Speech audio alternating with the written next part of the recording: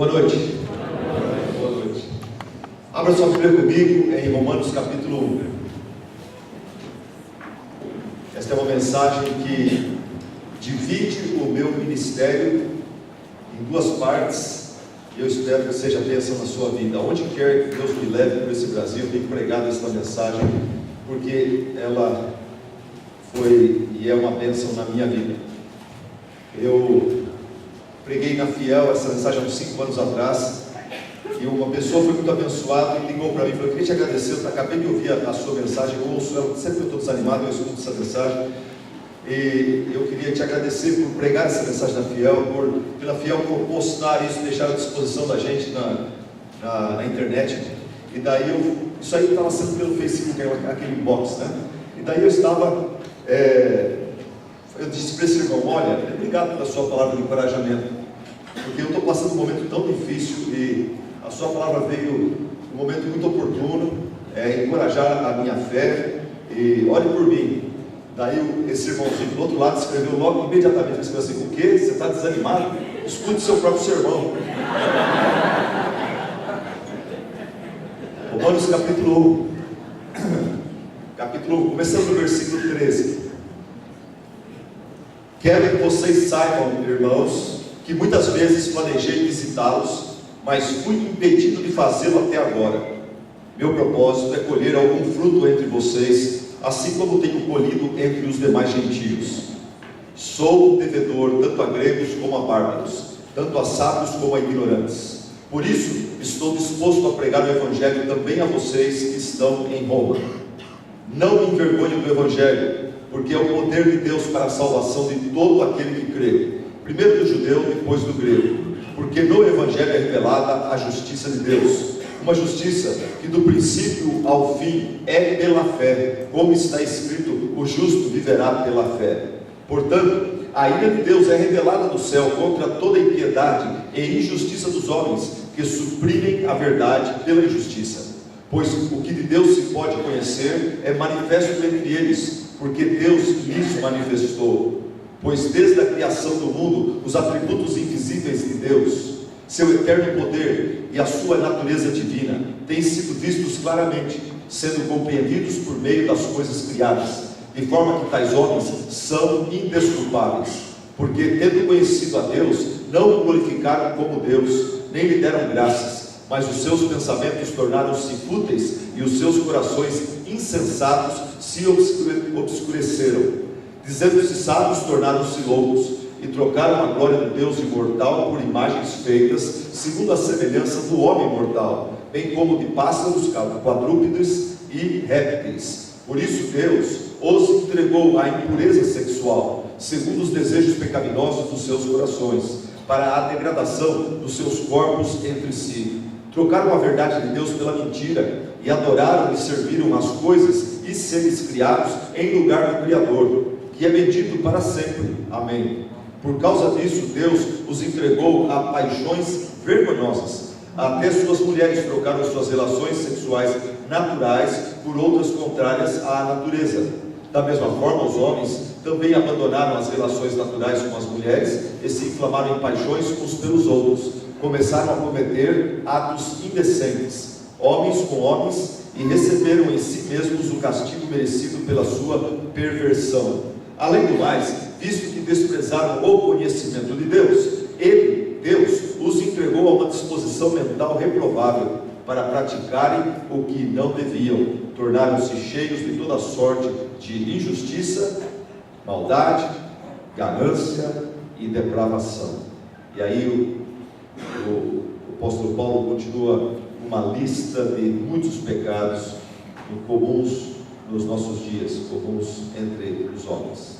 Querido Deus e Pai, fala ao nosso coração através da Tua palavra, aplica ela, Senhor, conforme a necessidade de cada irmão, de cada irmã, de cada pastor aqui presente. Que o Teu Espírito, Senhor, possa nos informar, possa nos corrigir, possa, Senhor, levantar a nossa cabeça para podermos, Pai, parar de olhar tanto para aquilo que parece ser derrota e olhar para o Senhor, que é o Deus da glória, é o Deus que reina assentado no seu trono soberanamente.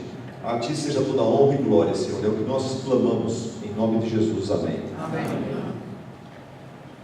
Por que que eu me encontrava desanimado? Por que que muitos crentes, muitos pastores do ministério, esposas de pastores, estão desanimados? Desanimados quanto à fé cristã, desanimados quanto a Jesus Cristo, desanimados quanto à sua igreja. Por que que muitos de nós, volto àquela questão, por que que muitos pastores, esposas de pastor, porque muitos membros de igreja estão envergonhados, têm vergonha de falar de Cristo para as pessoas? Por que que somos tímidos quanto ao Evangelho? Falamos com tanta liberdade, com tanta facilidade sobre futebol, sobre política, sobre moda, sobre filmes, mas temos dificuldade de falar do Evangelho de Cristo Jesus. Por que que muitas igrejas, muitos pastores são tímidos e são desencorajados, são desanimados quanto à obra missionária? Por que que muitas igrejas não investem quase nada em missões? A resposta que eu dou é o seguinte: a resposta para todo esse desânimo, para toda essa tragédia na vida cristã, na vida das igrejas, é uma cosmovisão equivocada. Uma cosmovisão equivocada. A gente não entende o que está acontecendo. Nós temos uma cosmovisão deficiente. Nós não enxergamos o que Deus está fazendo e o que está acontecendo com a sociedade, com a nossa cultura. Nós temos uma visão equivocada acerca do poder e da importância do Evangelho. Nos versos lidos, nós vemos um pastor, um missionário, um plantador de igrejas, que não está frio na fé, que não está brincando com o pecado, que não está desanimado, mas ele está encorajado. Ele fala no versículo 15: eu estou pronto para pregar o Evangelho. Eu estou pronto para anunciar o Evangelho em Roma, aonde Deus me colocar. Eu estou pronto para pregar o Evangelho nas praças, inclusive na cadeia também. Eu não me envergonho do Evangelho. Versículo 16, diz esse irmão, diz esse pastor, diz esse plantador de igreja: eu não me envergonho do Evangelho. Eu estou muito animado quanto à minha vida espiritual. Eu não tenho tempo para brincar com o pecado. O que eu mais quero na minha vida nesse momento não é aposentadoria, não é uma igreja grande. O que eu mais quero nesse momento é que o Senhor me use como um farol que brilha à noite, como uma ponte sobre as águas, como um abrigo no deserto, como flecha que acerta o alvo. Eu quero ser usado da maneira que te agrada, em qualquer hora, em qualquer lugar. Eis aqui a minha vida, usa-me, Senhor, usa-me. É essa a canção do apóstolo Paulo. Eu posso ver entre linhas aqui no versículo 16, versículo 15. E a pergunta que eu fiz para mim mesmo em 1985, quando eu começava plantando uma igreja no bairro do Bosque dos Eucaliptos, em São José dos Campos, eu estava desanimado, porque eu saí no bairro todo com um grupo de jovens, chamando as pessoas. Eu tinha acabado de sair do seminário, uma escola fundamentalista nos Estados Unidos, vim para cá, comecei a pregar o Evangelho, cheguei aqui com uma ideia romântica do plantar de igrejas, meus professores, os cultos de despedida lá, de ordenação, passavam essa ideia de que o pecador está sedento pelo Evangelho, as pessoas estão precisando de Jesus, e só falta quem vai levar o Evangelho para eles. E eu falei: eis-me aqui, envia-me a mim. E eu saí pelo bairro do Bosque dos Eucaliptos, e eu só recebia porta na cara, recebia não obrigado, recebia promessas falsas. Domingo eu estou lá, pode contar, e vai eu e minha família. E a pessoa não vinha nunca, e eu fui desanimando, especialmente num dia quando eu fiquei sabendo. Eu passei num lugar que tinha gente dormindo na calçada, com barraquinhas, próximo da venda de ingressos para um show da Xuxa. 1985, a Xuxa era alguma coisa ainda. Então, ali ela vinha à cidade com as suas xuxetes, e as pessoas estavam dormindo na calçada, iam pagar R$50, R$100 para o show da Xuxa, mas para ouvir o Evangelho de Cristo ninguém tinha tempo, ninguém estava interessado. E eu falei: puxa vida, eu começo a me sentir que eu faço parte de um time de derrotados. Eu estou vendo que o diabo está muito mais na frente, o diabo está com muito mais força do que Jesus. Eu comecei a ter dó de Jesus, comecei a ter dó de mim mesmo. Eu comecei a sentir que Jesus é um zero à esquerda e o diabo está com tudo. Mas aí eu encontrei esse texto, encontrei o apóstolo Paulo animado, encorajado, fortalecido.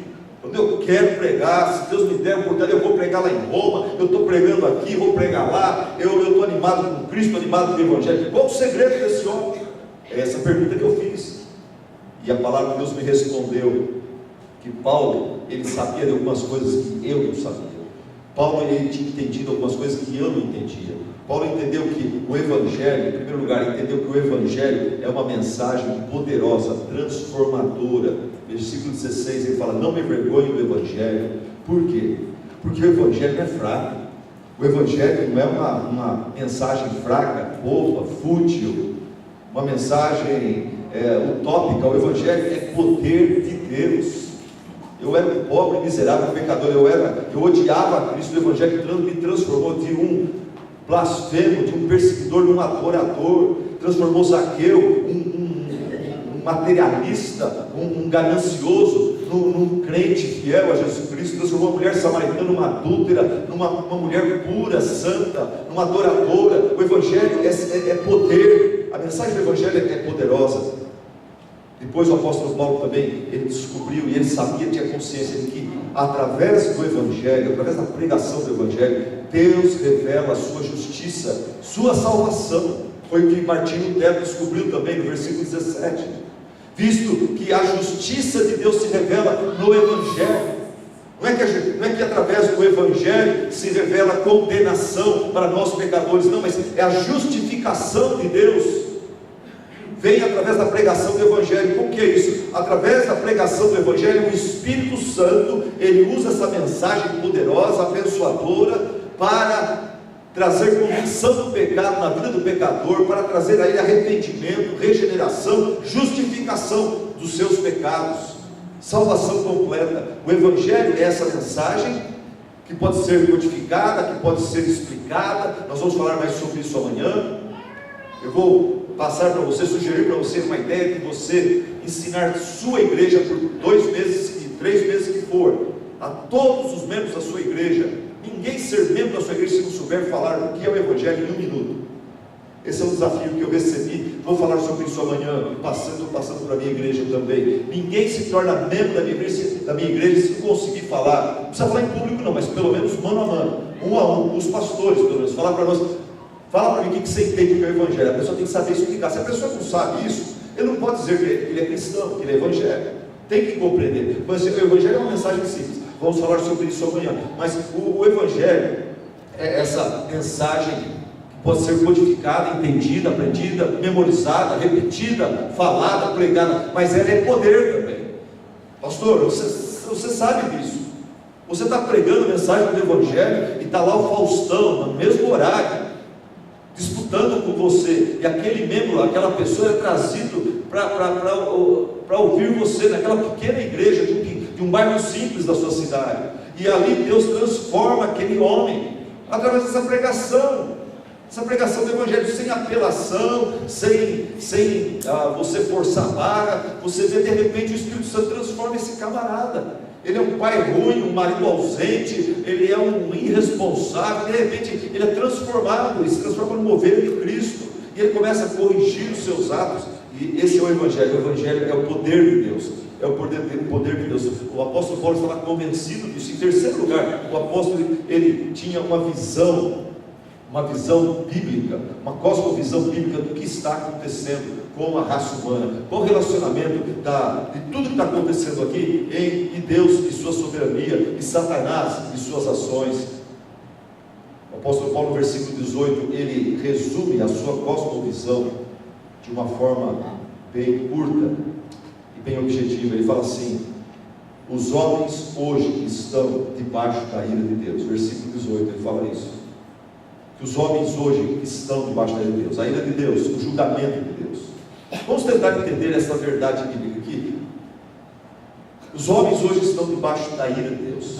Vamos tentar entender essa verdade. Eu acredito que isso vai mudar a sua maneira de ver o mundo, de ver a sociedade, de entender as atitudes e propagandas do inimigo o tempo todo ao nosso redor. Eu acredito que você será encorajado quando compreender o que está acontecendo, quando você conseguir captar a cosmovisão do apóstolo Paulo, conforme eu vou explicar através dessa mensagem aqui. Eu acredito que você será encorajado na sua fé, no seu amor, no seu relacionamento com Deus. Eu acredito que você será encorajado quanto à obra do evangelismo, quanto à obra missionária, quanto aos investimentos missionários que você pessoalmente ou sua igreja devem assumir.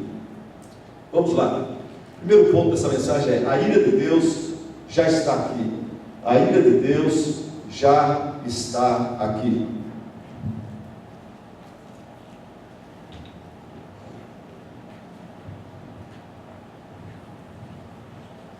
De acordo com o versículo 18 de Romanos 1, o julgamento de Deus, a ira de Deus, não é algo que irá acontecer, não é algo futuro, mas é algo que já está acontecendo no presente. Veja aqui o texto do versículo 18, não diz: portanto, a ira de Deus um dia será revelada dos céus. Não fala assim, o tempo verbal não é futuro, um dia o juízo de Deus, o julgamento de Deus virá. Mas o versículo diz: portanto, a ira de Deus é revelada dos céus, está sendo revelada dos céus contra toda a impiedade. Eu tive grande dificuldade de aceitar esta afirmativa de que Deus hoje já está julgando a raça humana. Por quê? Porque eu fui condicionado, eu fui criado na casa de pastor. Meu pai já tinha sido ordenado, já estava pastoreando uma igreja na cidade de Junquerópolis, no estado de São Paulo, e eu cresci dentro das classinhas de escola dominical. Eu fiz parte dos grupos de juniores, embaixadores do rei, adolescentes e tudo mais, sempre dentro da igreja, e eu tive minha mente condicionada a pensar que o julgamento de Deus é um evento repentino, drástico e óbvio a todos os olhos, quando Deus vier e julgar a terra, isso será óbvio, será uma coisa que todos de repente verão, irão ficar assustados. E eu fui ensinado a pensar no arrebatamento da igreja, depois a grande tribulação, a volta de Cristo, o milênio, a guerra do Armagedon, o grande trono branco, o juízo final, e aí vai, Satanás e seus anjos e todos os que seguiram a ele vão ser lançados no lago que arde com fogo e enxofre. Mas eu tive que aqui pegar a minha teologia e adaptá-la. Romanos diz que isso vai acontecer. Romanos não nega essas etapas do fim dos tempos, mas Romanos não nega essa parte final do juízo divino. Ele apenas nos comunica que a corte divina já iniciou o seu trabalho. Aqui em Romanos 1, versículo 18, está dizendo que hoje Deus já está julgando os pecadores. Ok, se isso é verdade, nós vamos para o segundo ponto dessa mensagem. Se Deus já está julgando os pecadores, então nós temos que concluir que às vezes a ira de Deus, então o julgamento de Deus é sutil, porque os pecadores, eles não sentem que estão sendo julgados por Deus, mas a Bíblia fala que já estão sendo julgados por Deus. Geralmente os julgamentos de Deus através da Bíblia, relatados na Bíblia, são julgamentos repentinos, drásticos e óbvios, né? Foi assim nos dias de Noé, com o dilúvio, foi assim em Sodoma e Gomorra, e será assim na fase final do juízo final. Mas hoje Deus já está julgando os homens e eles nem percebem. Como é que pode ser isso? A única explicação que eu posso dar para você é muito simples, e talvez até simplória. Você já ouviu daquela fábula? Isso não é verdade, mas tem aquela fábula que os sapos, eles são animais, são répteis, eles são animais psilotérmicos, eles têm sangue frio. Se você pegar um sapo e colocar numa panela de água fervendo, ele vai pular daquela panela, ele vai perceber a diferença, ele vai sentir, vai sair fora. Mas se você pegar o sapo e colocar dentro de uma panela de água com temperatura natural, acalmar ele, fazer um agradozinho nele, acalmar ele, depois colocar uma peneira, e daí começar a esquentar aquela água devagarzinho, a fábula diz que aquele sapo, ele vai morrer cozido ali, e não vai pular, ele não vai perceber que aquela água está esquentando e está matando. Essa é a única explicação que eu tenho. A ira de Deus, o julgamento de Deus que está acontecendo já, hoje, agora, é um julgamento sutil, os homens estão sendo cozidos pela ira de Deus, eles não percebem, eles não notam isso. E a pergunta então isso nos leva ao terceiro ponto, que é uma pergunta: como Deus está julgando os homens hoje então? Se isso é verdade, se a ira de Deus já está aqui, então a ira de Deus é sutil, e se a ira de Deus é sutil, como é que Deus está julgando os homens hoje? E que bom que você perguntou, porque a resposta está no texto. A resposta está no versículo 24, versículo 26 e versículo 28.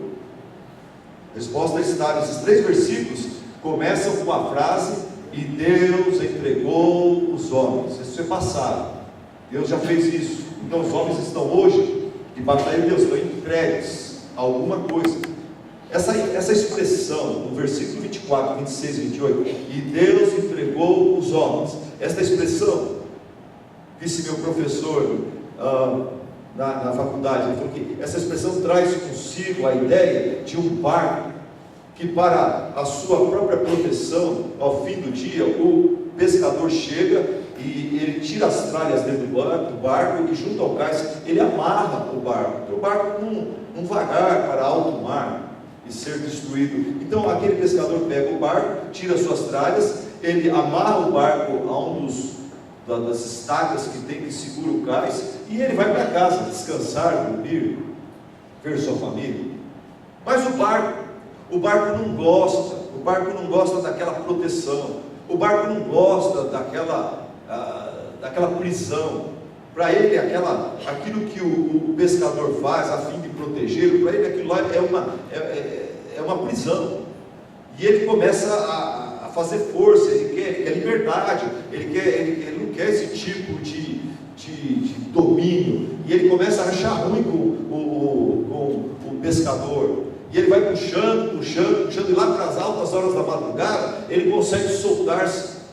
E as ondas estão batendo, e ele começa a se afastar do cais, celebrando, tomando uísque, fumando maconha. Ele curte e falando: agora sou livre, agora eu posso velejar os 7 mares por mim mesmo, eu não tenho mais que ficar preso ao direcionamento daquele pescadorzinho, eu sou livre, finalmente livre. Até que em alto mar, uma onda vem e enche ele de água, a outra vem e bate ele, e ele afunda, e ele é quebrado em alto mar, e ele é destruído completamente. A pergunta é: como é então que Deus está julgando os pecadores hoje? Como é que Deus está julgando os pecadores hoje? Deus está entregando os pecadores a várias coisas. Deus está dando a eles liberdade. Deus está dando a eles aquilo que eles mais anseiam, aquilo que eles tanto amam. Deus está dando para eles. Deus está tirando aquela cerca de proteção.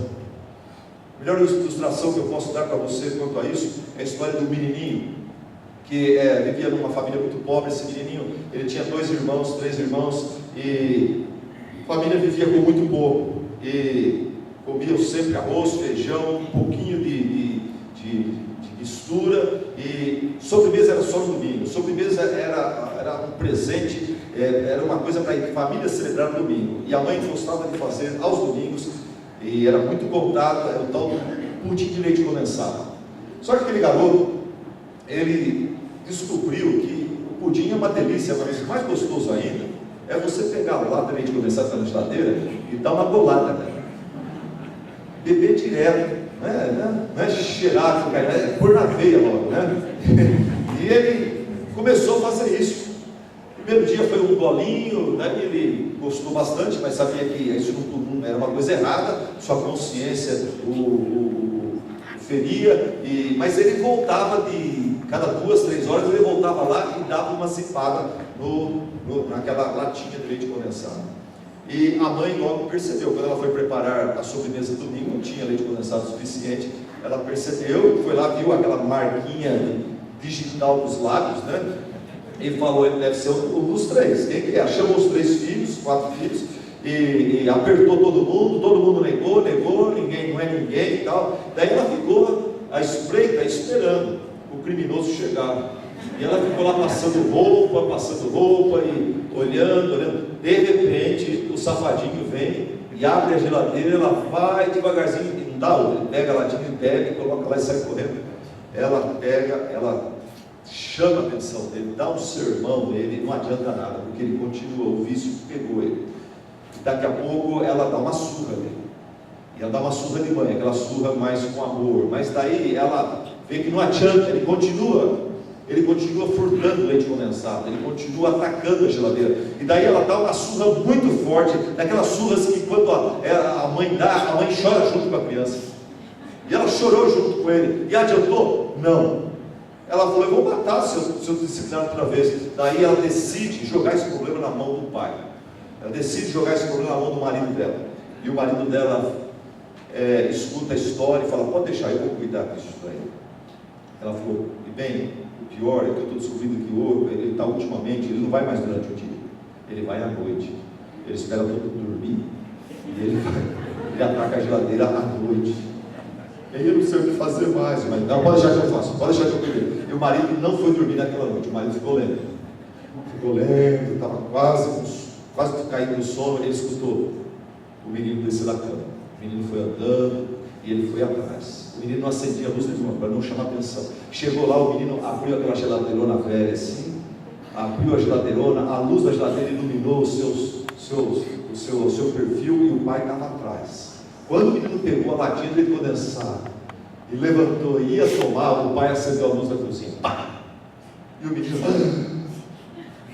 Daí, para piorar a situação, o menino pensava que era a mãe, né? Mas para piorar a situação, ele escuta aquela voz baixa, aquela voz grossa: filhinho, então você gosta de leite condensado, não é mesmo? E ele: ai, pai, vem aqui à mesa, filho, vem aqui. Não, a mamãe falou que coisa que você mais ama é leite condensado, mas senta aqui então, hoje eu vou te dar leite condensado. E o pai foi na dispensa e pegou uma lata de leite condensado dessas industriais que se vende para lanchonetes, restaurantes, e estava bem quentinha. E o pai pegou um prato de sopa e uma colherona de sopa e falou: filho, a mãe falou que você gosta, você é obcecado por leite condensado, hoje você vai ter leite condensado, meu filho. E o menino não estava entendendo nada, falando: puxa, o que está acontecendo? Meu pai agora está incentivando contravenção nessa casa. E o menino brincou com o pai, falou: pai, a mãe vai ficar brava vendo o senhor fazer isso comigo. Filho, nada de gracinha. Toma. E pôs a primeira colherada de leite condensado na boca dele. E o menino mal engoliu degustou aquela delícia. Ele colocou a segunda, e a terceira, e a quarta. O menino pediu: por favor, espera um pouquinho. Ele colocou, que ele estava começando a doer um músculo aqui. Daí deu mais outro, e deu mais outro. Daí o menino fez assim, sinalzinho que não aguento mais. Daí o pai falou: não, você quer hoje, você vai ter leite condensado. E continuou, mais uma, três. O menino começou a perceber que o pai não estava muito alegre, o pai estava firme, o pai estava agindo de uma forma severa. Ele começou a perceber alguma coisa esquisita naquilo. E o menino começou a chorar, e o menino começou a pedir para parar. E o pai falou: não, você vai ter até sair pelo nariz. E o menino foi indo, e começou aquele menino a cair da cadeira. E lá ele estava mais caindo, e o pai foi ao chão para lá do leite condensado e continuou dando para o menino. E a história diz que começou a sair leite condensado pelo canal lacrimal, pelo orelha, e aquele nunca mais quis tocar em lata de leite condensado. Se quiser assustar aquele menino, nem mostrar para ele, depois com 40 anos de idade, você mostra lata de leite condensado para ele e sai correndo, parece que ele viu o diabo. Quando eu conto essa história, eu sei que alguns pais, algumas mães, nesses tempos pós-modernos, falam: nossa, que crueldade. Um pai fazer isso, um pai desse, você merece ir para a cadeia. Isso é um abuso contra a pobre inocente criança. Mas é isso que Deus faz com os seus filhos. Se você leu sua Bíblia, o Velho Testamento, por exemplo, abra lá em Números, capítulo 11, versículo 18. Números 11, 18. Veja o papai do céu, o Deus que é todo amor, misericórdia e graça. Olha o que ele faz com os seus filhos, quando eles começam a desobedecê-lo e desejar coisas que são contrárias à sua vontade para as suas vidas.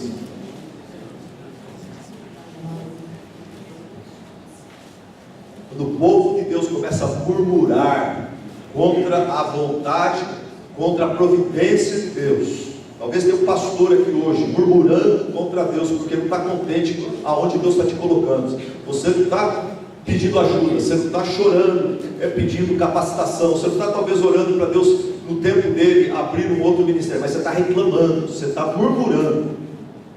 Olha o que Deus pode fazer com você, meu amado. Cuidado com essa murmuração sua. Deus não gosta de murmuradores. Murmuração é pecado. Você pode reclamar, chorar na presença de Deus, mas nunca murmurar, ficar reclamando, ficar falando mal da providência de Deus para sua esposa, para os seus filhos, para a sua igreja. Olha o que o texto fala: diga ao povo, Moisés, diga ao povo, consagrem-se para amanhã, pois vocês estão reclamando que não tinha carne, pois vocês então comerão carne. O Senhor nos ouviu quando vocês se queixaram a Ele, dizendo: se tivéssemos carne para comer aqui no deserto, estávamos melhor lá no Egito. Agora o Senhor lhes dará carne e vocês a comerão. Vocês não comerão carne apenas por um dia não, ou por 2, ou 5, ou 10, ou 20, mas vocês vão comer carne por um mês inteiro, até que carne saia pelo nariz de vocês, e vocês tenham nojo de carne, porque vocês rejeitaram o Senhor que está no meio de vocês, e se queixaram a Ele, dizendo: por que saímos do Egito? Como é que Deus está julgando os homens hoje? Olha o versículo 24 de Romanos: por isso Deus os entregou à impureza sexual, segundo os desejos pecaminosos do seu coração, para a degradação do seu corpo entre si.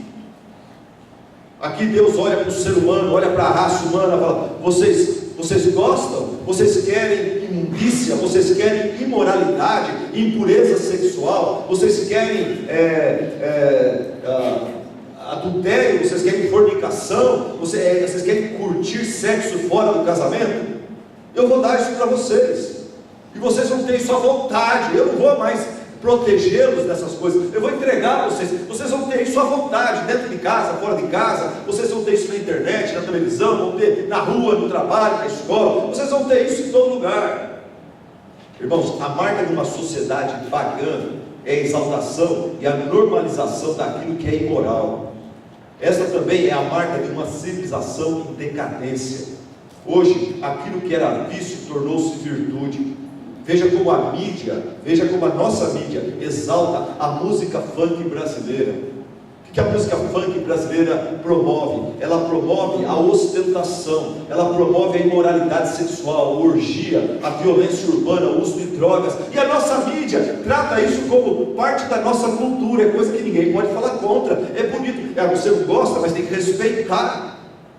Eu descobri hoje que a palavra funk em inglês originalmente se referia de forma ofensiva a um forte odor, cheiro repugnante, a um fedor do corpo físico. Talvez no tipo de música, dança e baile, as pessoas vão suar muito e vai ter um mau cheiro lá. Mas o pior mau cheiro que existe nesses bailes é o mau cheiro da imoralidade sexual, da orgia, da vulgaridade. Mas a nossa mídia defende isso, e ai de você, se você falar mal.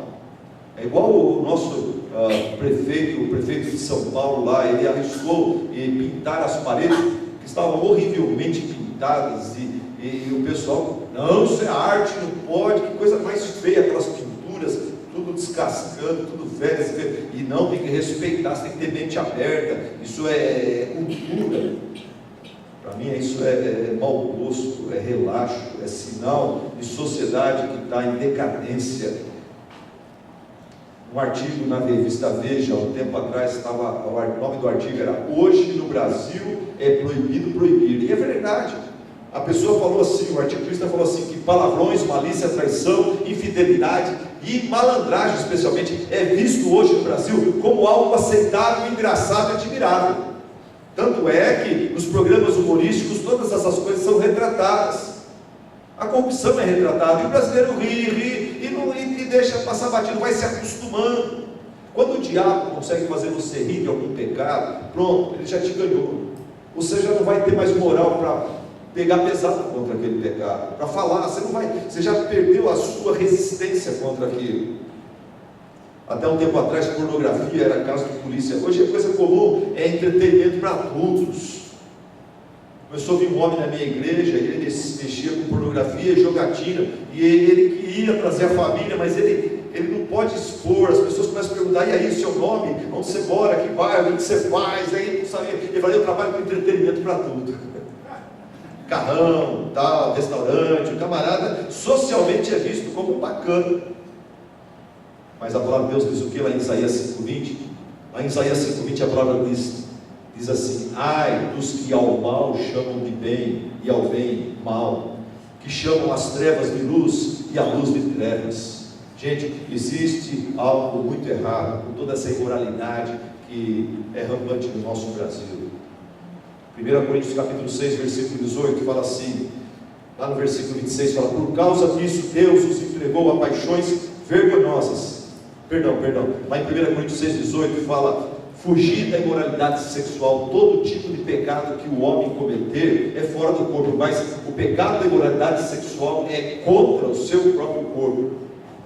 Você sabe que quando você peca, quando a pessoa peca com pornografia, com adultério, com fornicação, se ela é crente, ela está levando o templo do Espírito Santo ao pecado. É a mesma coisa que você obrigar o Espírito Santo, que não pode deixar ir compartilhar e participar de uma coisa pecaminosa. Eu costumo dizer para as pessoas que isso aí, esse texto aqui, está dizendo que uma forma da gente entender, nós brasileiros sabemos que a Igreja Católica acredita que Deus habita lá na matriz, especialmente no altar da matriz, e um católico jamais. O católico, quando ele passa em frente à Igreja Católica, ele é tudo respeitoso, ele faz o sinal da cruz, ele para de pensar besteira, ele para de falar besteira, ele tira o chapéu, faz o sinal da cruz, porque Deus habita naquele lugar. E se ele chegar dentro do altar, ali ele não ousa falar, ali ele fica mais contrito ainda, porque ali ele acredita que Deus está ali. E seria um sacrilégio para o católico falar que fulano levou uma prostituta lá, ou ficou lá no altar pensando ou assistindo pornografia. Isso seria para ele um pecado mortal para os católicos. E é isso que o texto está falando aqui em 1 Coríntios 6, 18. Todo pecado que o homem comete é fora do corpo, mas os pecados relacionados à imoralidade sexual são contra o corpo. A coisa é séria, é muito séria. Mas vamos para o versículo 26 e 27. Um outro entregar de Deus. Deus entregou os homens então a imoralidade sexual. Versículo 26 e 27 fala, em Romanos 1: por causa disso Deus os entregou a paixões vergonhosas, paixões infames. Até suas mulheres trocaram suas relações sexuais naturais por outras contrárias à natureza. Da mesma forma, os homens também abandonaram as relações naturais com as mulheres e se inflamaram de paixão uns pelos outros. Começaram a cometer atos indecentes, homens com homens, e receberam em si mesmos o castigo merecido por sua perversão. Para Deus, o homossexualismo é perversão, não é algo que você nasceu com isso, não é uma doença, não é um traço genético, é perversão. E Deus aqui nesse versículo, Ele está como que olhando para a raça humana. Vocês gostam? Vocês querem curtir paixões infames, paixões vergonhosas? Vocês querem participar de atividades pervertidas? É isso que vocês querem? Então eu vou largar a mão de vocês e eu vou dar liberdade total para vocês se inflamarem em todos esses tipos de coisa. O versículo interessante, o versículo 24, meus irmãos, fala sobre imoralidade sexual entre heterossexuais. No versículo 24, Deus entrega os homens ao abuso de práticas legítimas. Homem com mulher, mulher com homem, sexo fora do casamento. No versículo agora 26 e 27, o apóstolo Paulo fala sobre o abuso de práticas ilegítimas, contrárias à ordem da criação. Qual que é a ordem da criação a que ele se refere aqui?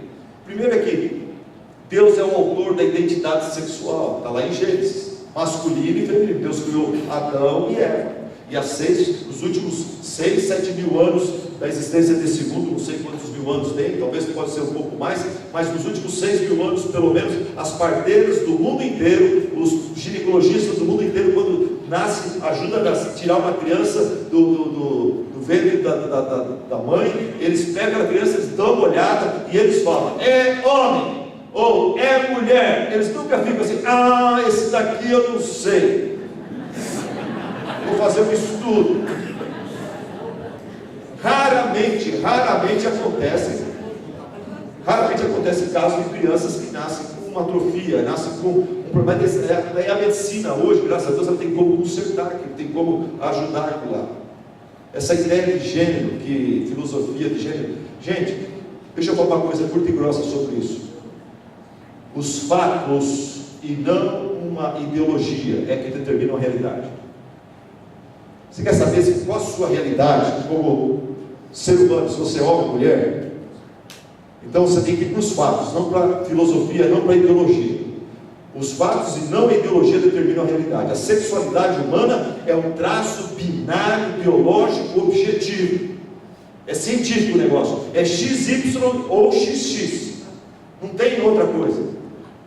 XY ou XX.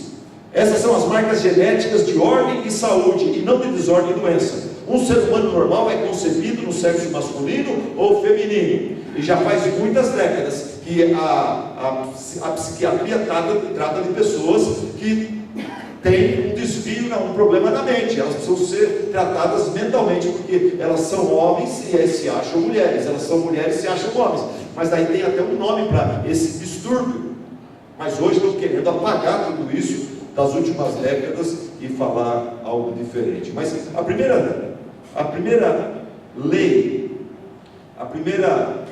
lei da ordem da criação é que Deus é o autor da identidade sexual. A segunda, isso aqui é bom para pregar para os jovens da igreja.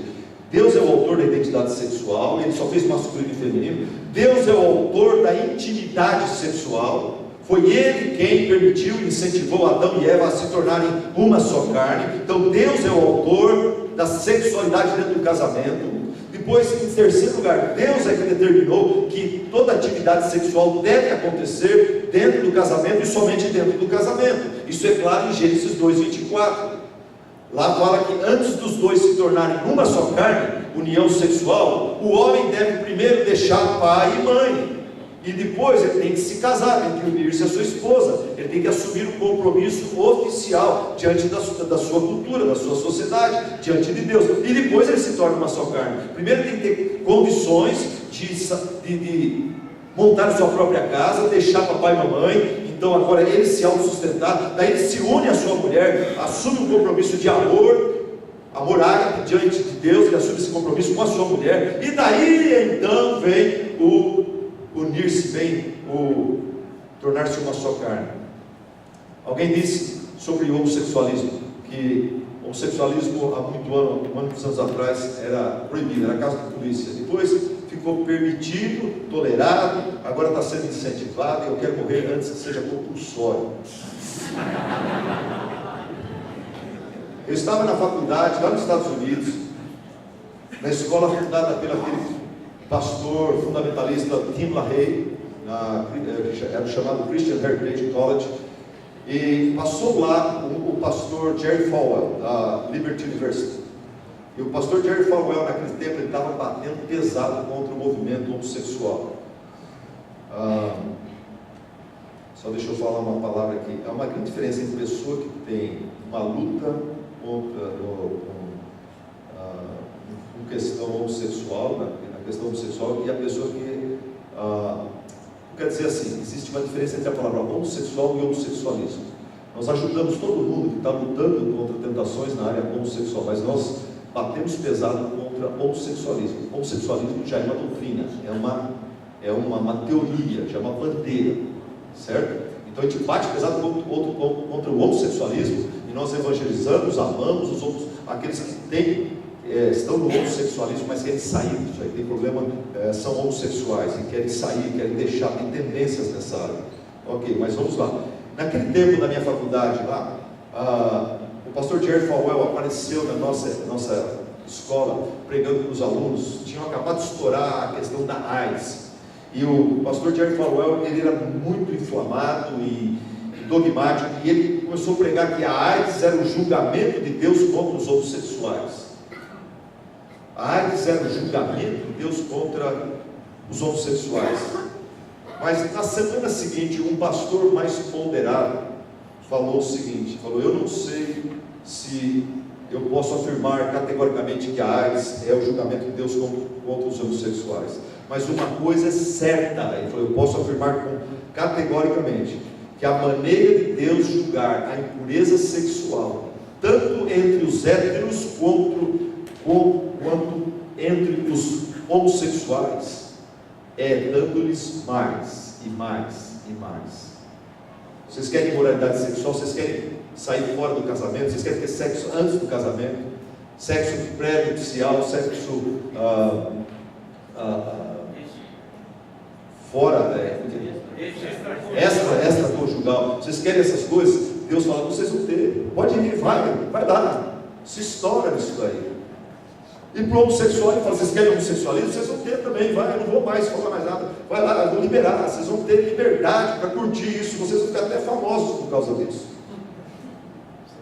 Vamos para o versículo 28, outra entrega que Deus faz aqui.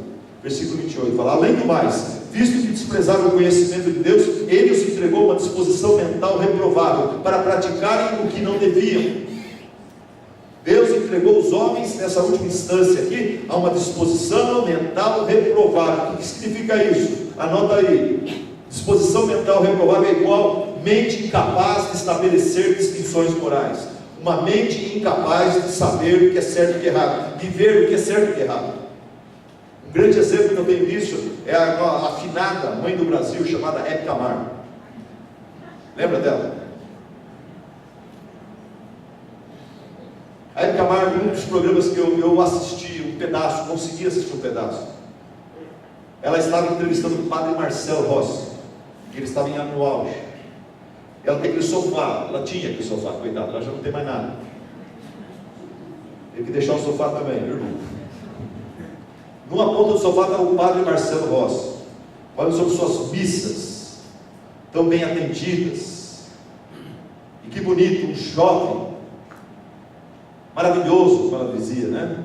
Se entregando a Deus, se consagrando e falando do amor de Jesus e tudo mais, que coisa linda. E vamos para os nossos comerciais, porque depois nós vamos entrevistar umas universitárias, umas moças de programas aqui. Que lindas, que maravilhosas. Após o não aguentei, eu fiquei. Daí, do mesmo jeito que ela elogiou e colocou o padre Marcelo lá em cima, ela pega essas universitárias que faziam um programa para pagar a sua faculdade, como mulheres corajosas, assumidas, admiráveis, sinceras, transparentes, verdadeiras deusas aqui na terra.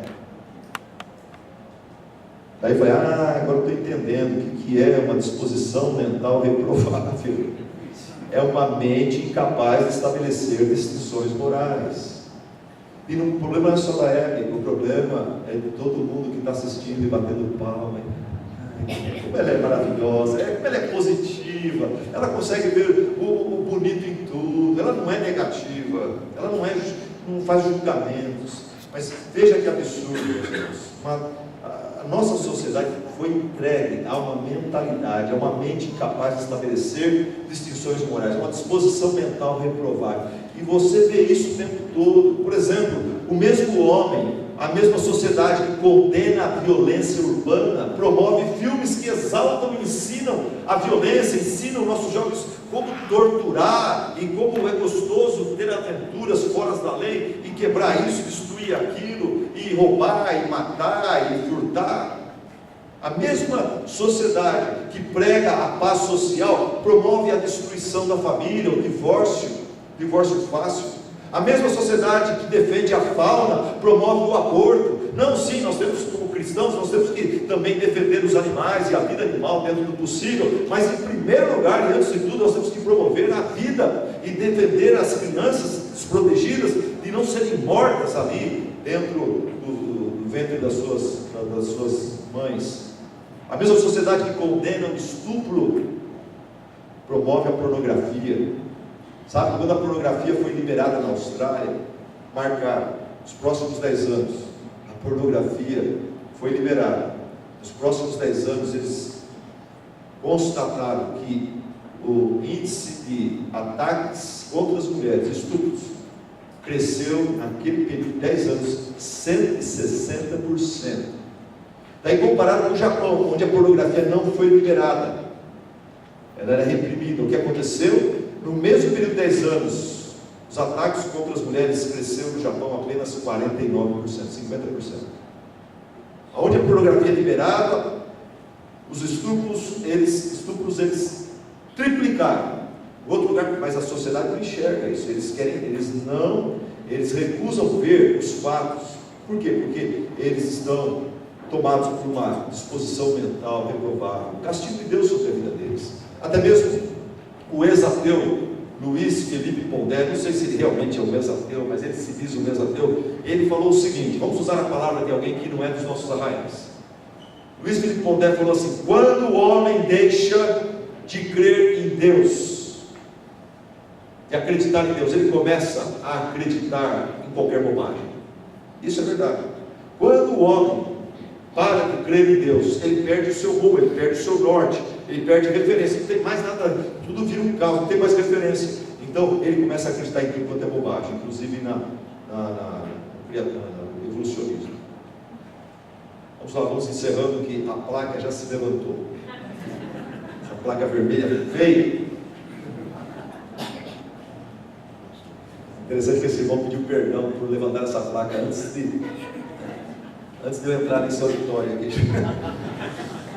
É um serviço chato esse. Mas mais chato é estar aqui com um monte de coisa. Vamos lá. Conclusão, irmãos. O que nós vamos levar dessa mensagem? Eu gostaria que você levasse dessa mensagem. Primeira coisa, grave no seu coração. O nosso Deus não é um Deus fraco, um Deus patético, um Deus derrotado.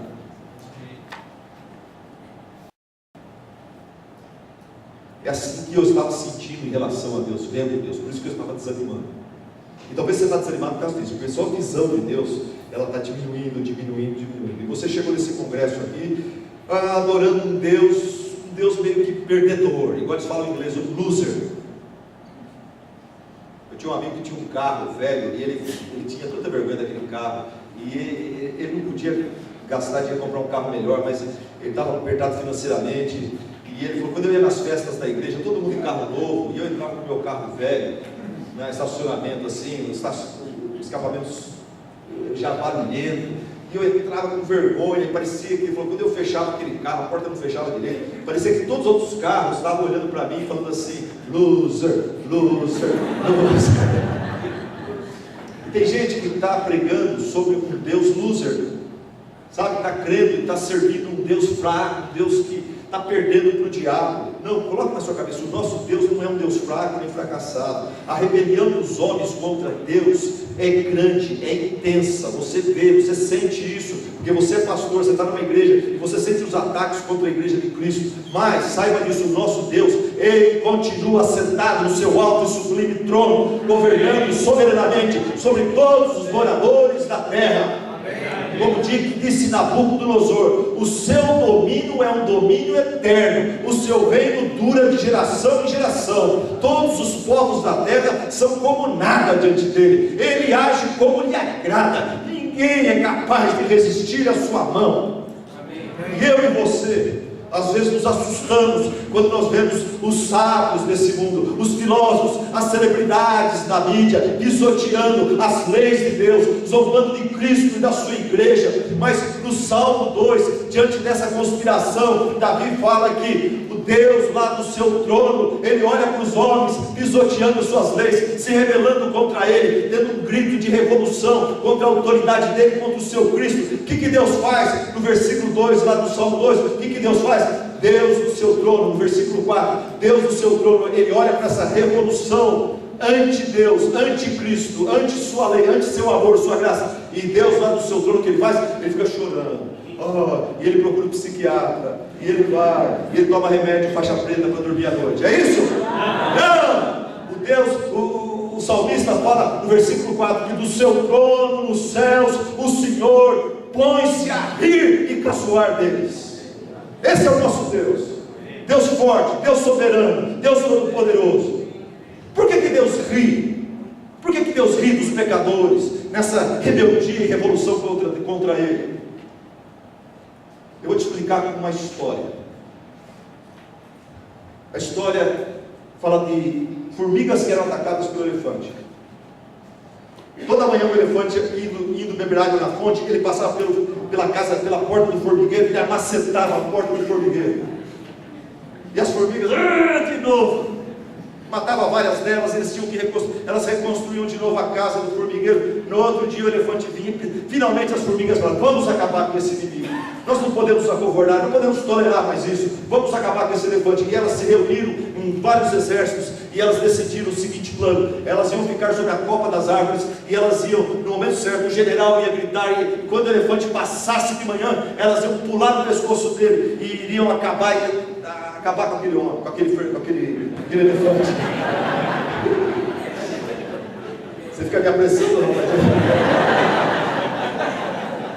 E finalmente chegou aquela manhã. O exército estava posto para acordar de madrugada, se colocar em posição. O elefante ia passando, o general falou: atacar! O general Formiga falou, e todas corajosamente pularam no pescoço do elefante, fizeram um cordão de formiga no elefante, no pescoço dele. E ele parou, e ele notou que tinha alguma coisinha diferente. E ele simplesmente fez isso aqui. E aquelas formigas foram lançadas contra as rochas, contra os troncos das árvores, contra o chão. Elas foram destruídas e só sobrou algumas. E tinha uma que sobrou no lugar de uma árvore lá, com as pernas quebradas. E ela viu que no gogó do elefante sobrou uma corajosa, bem no gogózinho aqui assim, ela está de penduradinha lá. E essa formiga gritou assim: enforca, enforca.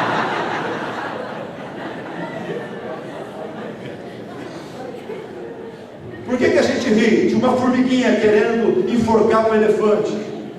Pelo mesmo motivo que Deus ri quando pequenos homens mortais, pecadores, miseráveis, finitos, tentam lutar contra Ele, fazer uma revolução contra Ele. Isso é ridículo, é coisa para se dar risada. Mas a gente fica intimidado, fica com medo. Meu irmão, leia mais o Salmo 2. Outra verdade, eu quero que você leve dessa mensagem: diante dessa cosmovisão da soberana e poderosa de Deus, que governa sobre todos e que leva o homem em pleno julgamento a achar que está curtindo liberdade, e o homem pensa que está curtindo o pecado, na verdade ele está sendo curtido pelo pecado e pela ira de Deus. Diante dessa cosmovisão apresentada por Romanos e no Salmo capítulo 2, por favor, não seja, não haja e não reaja como o profeta Jonas. Não haja nem reaja como o profeta Jonas. O profeta Jonas, ele queria que Deus destruísse Nínive e os ninivitas. Ele foi omisso, ele foi vingativo, ele queria justiça, ele queria o julgamento, ele queria a morte dos ninivitas. Ele torcia pelo julgamento e reprovação final daqueles ímpios. Mas nós não devemos fazer assim. Diante dessa cosmovisão, nós temos que ser como o apóstolo Paulo, entendendo que nós mesmos fazemos parte dessa multidão de revoltados, de pecadores, de depravados, mas Deus teve misericórdia de nós. Deus usou alguém para nos falar de Cristo, do seu Evangelho, e pela sua graça, através da obra do Espírito Santo, Ele nos regenerou, Ele nos resgatou da nossa maneira fútil de viver, que em Cristo agora Deus nos reconciliou consigo mesmo e nos deu o ministério da reconciliação. E como Davi, então, nós devemos dizer para os nossos amigos: ó reis, sejam prudentes, aceitem a advertência, autoridades da terra, adorem o Senhor com temor, exultem com tremor, beijem o Filho, para que Ele não se ire contra vocês, e vocês não sejam destruídos de repente, pois num instante acende-se a sua ira. Como são felizes todos os que neles se refugiam. Foi isso que Davi falava para os seus comparsas, para os seus reis, para os seus iguais, para os seus dias. E como Paulo, nós devemos falar como Davi, nós devemos falar também como Paulo. Diga como Paulo, diante dessa nova cosmovisão que você talvez está renovando nesta noite: eu estou pronto para anunciar o Evangelho em Roma, em São Paulo, em Goiânia, na Bahia, no Amapá, onde o Senhor me colocar. Eu não tenho vergonha do Evangelho. Eu estou muito animado quanto à minha vida espiritual. Eu não tenho tempo para ficar brincando com o pecado. O que eu mais quero é que o Senhor me use como um farol que brilha à noite, como ponte sobre as águas, como abrigo no deserto, como flecha que acerta o alvo. Eu quero ser usado da maneira que te agrada, em qualquer hora, em qualquer lugar.